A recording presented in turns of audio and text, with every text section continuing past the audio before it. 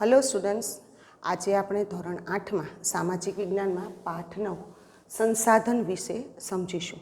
હવે તમને એવું થાય છે સંસાધન કોને કહેવાય, બરાબર ને?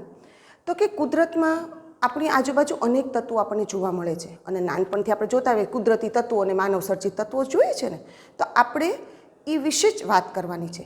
તો કે આપણી આજુબાજુ આપણે નિરીક્ષણ કરીએ તો અનેક તત્વો આપણને જોવા મળે છે. હવે આ જે કુદરતી તત્વો છે એને માનવી પોતાની જરૂરિયાત પ્રમાણે એને જરૂરિયાત સંતોષવા માટે જે ઉપયોગમાં લે એને સંસાધન કહેવાય. તો આજે આપણે આ પાઠ સમજી. ચાલો,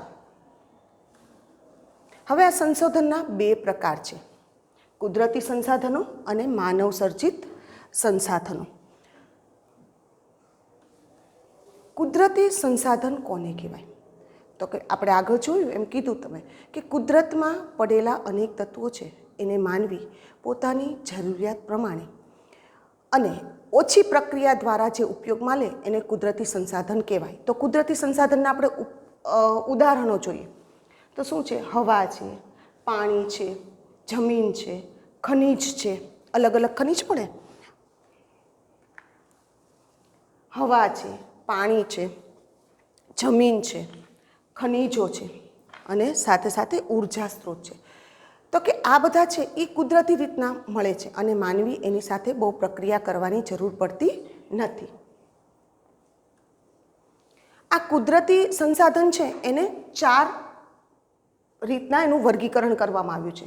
તો કે પહેલું સર્વસુલભ સંસાધન, બીજું સામાન્ય સુલભ સંસાધનો, ત્રીજું વિરલ સંસાધન અને ચોથું એકલ સંસાધન. હવે સર્વસુલભ સંસાધન કોને કહેવાય? તો સર્વ એટલે બધી જગ્યાને, સુલભ એટલે સરળતાથી, તો કે જે બધી જગ્યાએ સરળતાથી પ્રાપ્ત થાય એને સર્વસુલભ સંસાધનો કહેવાય. તો કે એના ઉદાહરણમાં જોઈએ તો કે આપણને જીવસૃષ્ટિ માટે ઉપયોગી વાયુ આપણને આ સર્વસુલભ સંસાધનમાં મળે છે, બધી જગ્યાએ મળે છે ને. ઓક્સિજન છે તમને બધી જગ્યાએ મળે ને. તો કે એ રીતના બીજું એનું વર્ગીકરણનો પ્રકાર જોઈએ તો કે સામાન્ય સુલભ સંસાધનો. સામાન્ય સુલભ સંસાધનો, સામાન્ય એટલે કે સામાન્ય રીતના આપણને એ સરળતાથી મળી રહે. સુલભ એટલે સરળ, એટલે કે સામાન્ય રીતના સરળતાથી જે સંસાધનો મળી રહે એ સામાન્ય સુલભ સંસાધનો કહેવાય. એના ઉદાહરણ તરીકે જોઈએ તો કે જળ, પાણી છે આપણને બધી જગ્યાએ મળી રહે ને. ગોચર અને ભૂમિ. એ જ રીતના ત્રીજું વર્ગ જોઈએ પ્રકાર. એ જ રીતના ત્રીજું પ્રકાર જોઈએ વિરલ સંસાધન. વિરલ એટલે કે જે આપણને બધી જગ્યાએ સામાન્ય રીતના જે આપણે આગળ જોયું એમ નથી મળતું, પણ અમુક નિશ્ચિત ચોક્કસ જગ્યાએ મળે છે, એને વિરલ સંસાધન કહેવાય. તો એના ઉદાહરણ તરીકે જોઈએ તો કોલસો છે, વિવિધ ધાતુઓ છે, ખનિજ તેલ છે, આપણને ચોક્કસ જગ્યાએ જ પ્રાપ્ત થાય છે.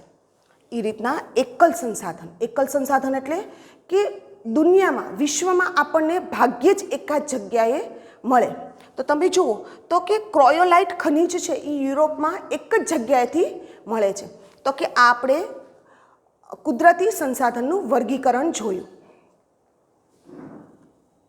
હવે આપણે માનવ સર્જિત સંસાધનો. આપણે પહેલાં નાનપણથી તમે કુદરતી પદાર્થો અને માનવ સર્જિત પદાર્થો જોયું છે ને, પણ આ માનવ સર્જિત સંસાધન કોને કહેવાય? તો કે કુદરતી તત્વોને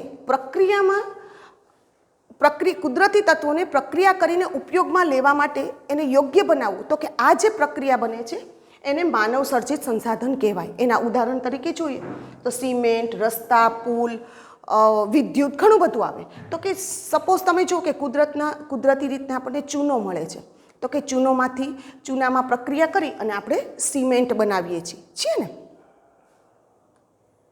હવે માનવ સંસાધન કોને કહેવાય? આપણે જોશું માનવ સંસાધન. હવે તમને એવું થશે માનવ સંસાધન કોને કહેવાય? તો કે જે કુદરતી રીતના જે વસ્તુ મળે છે, આ જે કુદરતી તત્વો છે એને પ્રક્રિયા કરીને માનવી પોતાની જરૂરિયાત પ્રમાણે ઉપયોગમાં લે, એટલે કે પોતાની બુદ્ધિ, કૌશલ્ય, આવડત એનાથી જે ઉપયોગમાં લે અને જે પ્રક્રિયા જે બને એને માનવ સંસાધન કહેવાય. હવે આપણે ભૂમિ જોઈએ. ભૂમિ છે એ ભૂમિ એટલે જમીન. તમે આગળ પહેલાં મૃદાવરણ, જીવાવરણ, જલાવરણ જોયું હતું ને. તો કે ભૂમિ આપણને આ સંસાધનનો સૌથી મહત્ત્વનો અને પ્રથમ સ્થાનમાં આવે છે. તો કે આપણને બધી જગ્યાએ જોવા મળે છે. પૃથ્વી પર છે એ જમીન માત્ર 29% આવેલી છે. એમાં પણ અમુક જમીન છે એ માનવ વસવાટ માટે યોગ્ય નથી. જ્યાં માનવ વસવાટ માટે જે જમીનો યોગ્ય છે ત્યાં માનવ વસ્તી વધારે જોવા મળે છે. સાથે સાથે રણ પ્રદેશ છે, ઉચ્ચ પ્રદેશ છે, પર્વતો છે, તો કે ત્યાં માનવ વસ્તી ઓછી જોવા મળે છે. પાણી, તમે સાંભળ્યું છે ને, જળ એ જ જીવન છે. તો કે સજીવ સૃષ્ટિનો પાણી છે એ મુખ્ય આધાર છે. અને આ ઉક્તિ છે એવું બતાવે છે કે પાણી છે એ મહત્ત્વનું સંસાધન છે. તમે પૃથ્વીના ગોળાનું નિરીક્ષણ કરો, તેમાં 3/4 ભાગ ઉપર પાણી જોવા મળે છે. હવે આ પાણી આપણને ક્યાં જોવા મળે છે? તો કે સમુદ્રમાં જોવા મળે છે, મહાસાગરમાં જોવા મળે છે, દરિયામાં જોવા મળે છે. તો કે આ પાણી છે એ આપણને આ બધી જગ્યાએ જોવા મળે છે. પાણી છે, આ બધું પાણી કેવું છે? ખારું છે. આપણે પાણી ઉપયોગમાં લઈ શકતા નથી. જ્યારે મીઠું પાણી છે એ ખૂબ અલ્પ પ્રમાણમાં જોવા મળે છે. અને એમાં પણ હિમનદી છે, શિલાઓ, હિમશિલાઓ છે, આ બધા ઉપર બરફ સ્વરૂપે જોવા મળે છે, જેનો આપણે ઉપયોગ કરી શકતા નથી. માત્ર 1% પાણી છે, એ પાણી આપણને કૂવામાં, ઝરણામાં, નદીમાં જોવા મળે છે. અને એટલા માટે જ આપણે એ પાણીનો વિવેકપૂર્ણ ઉપયોગ કરવો જોઈએ. તમે જુઓ કે આજે વિશ્વના દેશોમાં પાણીની અછત સર્જાય છે ને. આપણે ગુજરાતની જ વાત કરીએ તો ગુજરાતમાં સૌરાષ્ટ્ર છે, ઉત્તર ગુજરાત છે, કચ્છ છે, આ બધા જગ્યાએ ઉનાળામાં પાણીની તંગી સર્જાય છે. કચ્છમાં ને એમાં તો અમસ્તુય તમને લાગે, અને તમે ઉનાળામાં તો ન્યૂઝપેપર વાંચો તો એમાં આવતું જ હોય છે ને. તો કે આપણે આ સંસાધનોનો વિવેકપૂર્ણ ઉપયોગ કરવો જોઈએ. કુદરતી વનસ્પતિ અને વન્ય જીવન. કુદરતી વનસ્પતિ તો કે જે કુદરતમાં આપમેળે ઉગે એ કુદરતી વનસ્પતિ છે. એનો આકાર, સ્વરૂપ અલગ અલગ હોય છે, કારણ કે એના ભૂપૃષ્ઠ અલગ અલગ હોય છે, એટલે એનો આકાર અને સ્વરૂપ અલગ અલગ જોવા મળે છે. આ કુદરતી વનસ્પતિ છે એ આપણને ઘણી રીતના ઉપયોગી છે. સાથે સાથે જંગલો, તો કે જંગલો છે એ આપણને કુદરતી વાયુ આપે છે, સાથે જ સજીવ સૃષ્ટિને જરૂરી એવો ઓક્સિજન વાયુ આપે છે. અને ઓક્સિજન અને કાર્બન ડાયોક્સાઇડનું પ્રમાણ જળવાઈ રહે એનું બેલેન્સ કરે છે. જંગલો છે એ આપણને લાકડું આપે છે, ઔષધિ આપે છે, રબર આપે છે, ઉદ્યોગો માટેનો કાચો માલ પૂરો પાડે છે. આમ આપણને ઘણી બધી રીતના ઉપયોગી છે. સાથે સાથે સૌથી મહત્ત્વની વસ્તુ છે કે પશુ પંખીઓને રહેઠાણ પૂરું પાડે છે, કુદરતી રહેઠાણ. અને આજે માનવી છે એ જમીનની લાલસામાં જંગલોનું નાશ કરતો થયો છે, એટલે કે જંગલોનું નિકંદન કાઢતો થયો છે. અને એની અસર આપણા વાતાવરણ પર જોવા મળે છે. સાથે સાથે પ્રાણીઓના રહેઠાણનો પ્રશ્ન ઊભો થાય છે.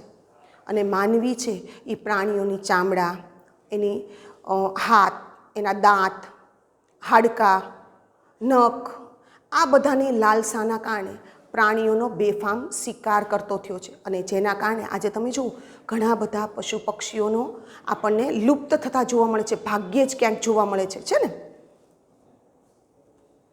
હવે આપણા સંસાધનના સંરક્ષણ માટે શું કરવું જોઈએ? તો કે આપણે સંસાધનના સંરક્ષણ માટેના ઉપાયો જોઈએ. તો કે જમીનના ધોવાણથી ફળદ્રુપતામાં ઘટાડો થાય છે. વરસાદ ખૂબ આવે અને માટી એની સાથે જતી રહે વરસાદના પાણી સાથે, તો કે એને આપણે અટકાવવું જોઈએ, એટલે કે જમીનનું ધોવાણ અટકાવવું જોઈએ. સાથે કુદરતી ખાતરની જગ્યાએ છાણિયા ખાતરને વાપરવું જોઈએ. ટપક સિંચાઈ પદ્ધતિનો વ્યાપ વધારવો જોઈએ, જેના કારણે જમીનની ફળદ્રુપતા સચવાઈ રહે. વન્ય જીવનના શિકાર રોકવા ઉપર કડક પગલાં લેવા જોઈએ. જંગલ વિસ્તારોમાં પશુચરણ અને વૃક્ષ છેદનને અટકાવવું જોઈએ. વપરાયેલ પાણી છે એને પુનઃ ઉપયોગમાં લેવું જોઈએ, એટલે કે રિસાયકલિંગ કરવું જોઈએ. સાથે સાથે ઘરમાંથી નીકળતા વપરાશનું જે પાણી છે, ગંદુ પાણી, એને પણ રિસાયકલિંગ કરી અને કિચન ગાર્ડન અને શાકભાજી વાવવા જોઈએ, જેના કારણે ઘર ખર્ચમાં બચત કરી શકાય. અને ઉર્જા આપતા સંસાધનો ભવિષ્યમાં ખૂટી ન પડે તેની માટે આપણે અત્યારથી જ વિચાર કરવો જોઈએ. અને એના અવેજીમાં પવનચક્કી, ભરતી શક્તિ વગેરે જેવા વિકલ્પો છે એને વિચારવા જોઈએ અને એને ઉપયોગમાં લેવા જોઈએ. સાથે સાથે જે સંસાધનો ફરીથી ઉપયોગમાં લઈ શકાય તેમ હોય તેને પુનઃ ઉપયોગમાં લેવા જોઈએ. તો સ્ટુડન્ટ્સ, આ પાઠ